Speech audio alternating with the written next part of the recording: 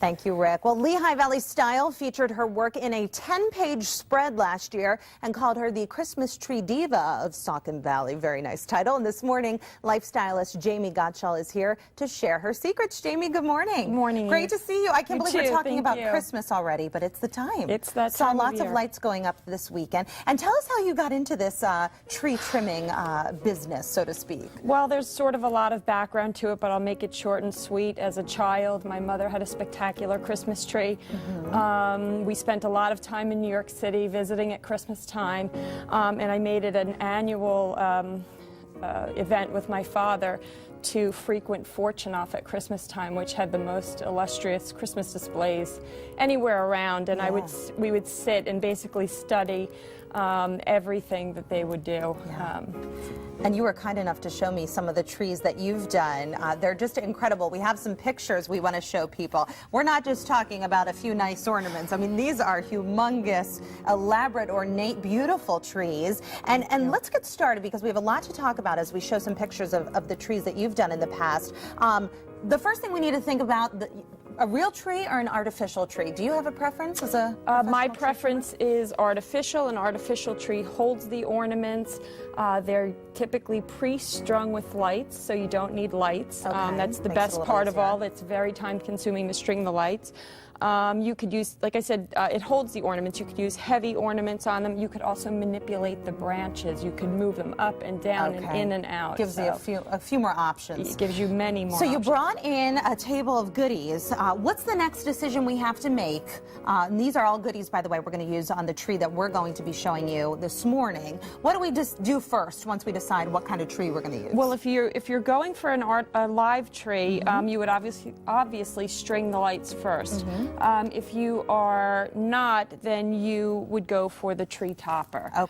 Because the mistake people make is they decorate the tree and then they say, oh no, how do I get up there without knocking off all of the ornaments to get my tree topper on? So what I do first is I put the tree topper on first. Okay, so what do you have today that we're going to use for our tree topper? Well, what I wanted to tell everyone is that this tree is, even though it's so decorated, don't think that you can't do it on a budget, because you can. Because most of the ornaments come from places like Walmart, which a lot of this is $5 from Walmart. Oh, wow, okay. So, and they're not glass, so if you have children, it's a definite plus. Because if they fall off the tree, they're not going to break. Great. And we're doing a snowbound tree today. Do you need a theme, Jamie, or should you kind of have a plan as far as what colors or theme you're going to do? Well, it certainly helps. It certainly helps. You know, today we chose a Winter Wonderland snowbound theme, and it will get snowier as we work on it. Exciting. So. Okay, what else are we going to be using on our tree today? Well, there are some different things that you could use. One thing, which is my favorite, is it's called a flocking spray. Basically, this sprays the snow white. And you can see it's kind of in our branches. You've already done that. It's in the branches. It's up on the pine cones. Those are real pine cones that were unsprayed, and I sprayed them this morning. Great. Which I can actually show you really quickly. Here's some pine cones here. So did you just hit up the local craft stores, Jamie, for most of these? Basically, these came from neighbors in Hellertown. I should mention that also a lot of the ornaments came from the Moravian Bookshop and Bonton. So we're lucky to have some good options for great ornaments. We have great options that people don't realize. I'm just going to give this a quick spray to show you how effective this is. I'm going to make a mess of the floor, but basically it will make anything look very snowy and beautiful. That's great. So what else do we have that we're going to need for our tree today? Okay, well, obviously ornaments. Like I said, these are plastic balls. We don't need anything fancy to make it look beautiful. Yeah, I like the size of those, really nice. What we need is a power strip for behind for all of the plugs. If you have a hardwood floor that's dark, you want a brown extension cord. Okay, to help hide those cords and wires. And the biggest thing of all is that you have floral wire. The majority of my ornaments on trees, I cut the floral wire. I cut off the plastic attachments that come, or those old-fashioned hooks, and I put this on instead, and then it's disguised in the tree and you don't see the hook. Okay. So that's good a little big tip tips that you've learned over the years. And if you have a white tree, you would use silver floral wire. Okay.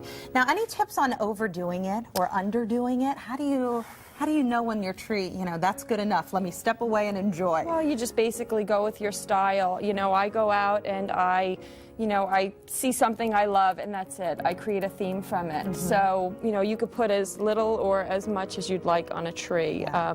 You could keep going. I could keep going on this tree, and it would still be It gorgeous. looks beautiful. Thank Now, you. this is a hobby for you and something you love to do. Does it stress you out? I mean, some people look at this tree, look at all these, the supplies that we have out here this morning and think, oh my gosh, that's a headache. Does it stress you out? How do you keep Not calm? at all. I keep calm because I pace myself. I start Thanksgiving night, and I work from there, and I take my time. I actually have 9 trees in my home. Yes, it's so like a festival of trees at the Gottschall house. And it's no longer a hobby. It's actually a profession A business, now, yeah. starting now. And we're going to talk about that and how you can contact Jamie for her professional tree trimming services in just a few minutes, and we'll wrap up our beautiful tree that you can see there. That's coming up when we come right back. Stay with us, everybody.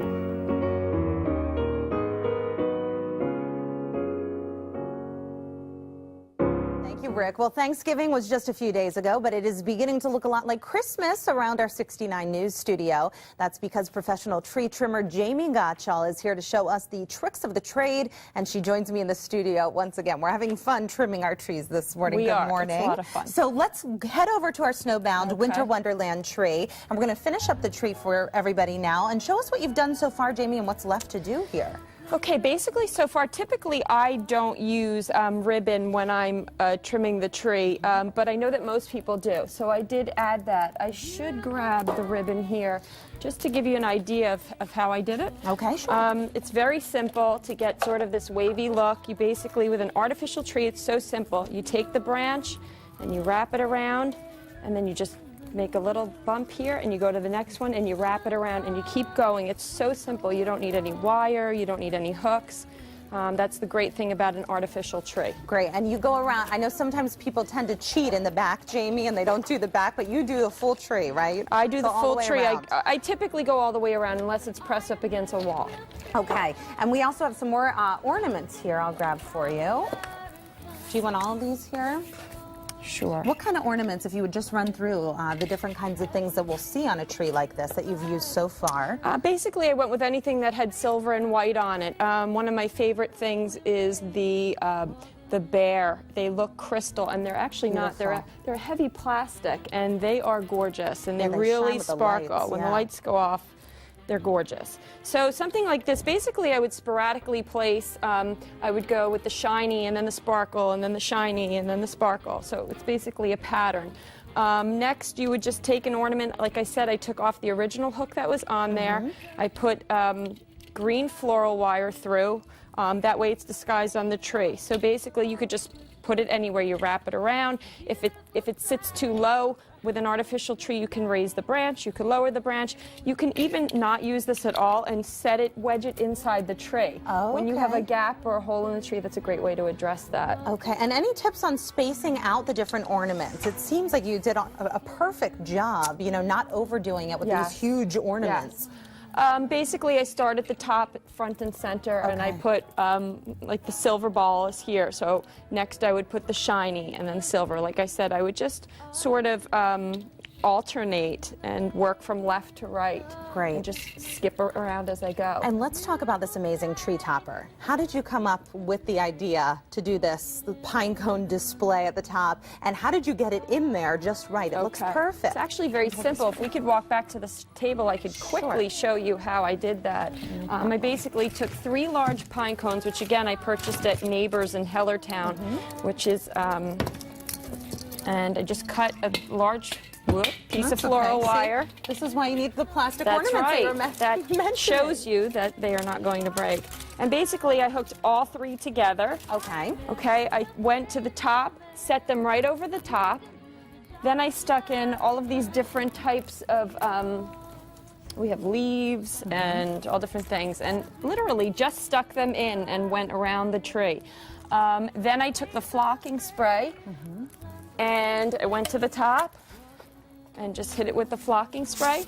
And while you're up there, we're See down that? to just a couple of seconds. So we are making it even snowier. I know that you wanted to do one last finishing touch. This is the finishing touch on the tree. This is quick Hopefully tree I trimming don't here. fall off the ladder. Hopefully not. We don't need any bloopers. And we, of course, finish it with this beautiful skirt. Okay, you ready? I'll hand this to you.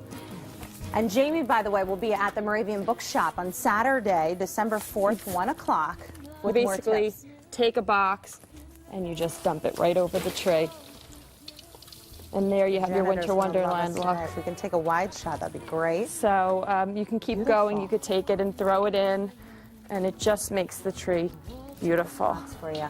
I think we're going to kill the lights, and we're giving Jamie a workout this morning, but it looks incredible. Jamie, thanks for getting our holiday season started on the right foot. Thank you. And again, for having folks me. can email Jamie at the New York City Lifestylist, NYC Lifestylist at yahoo.com, or check out her Facebook page.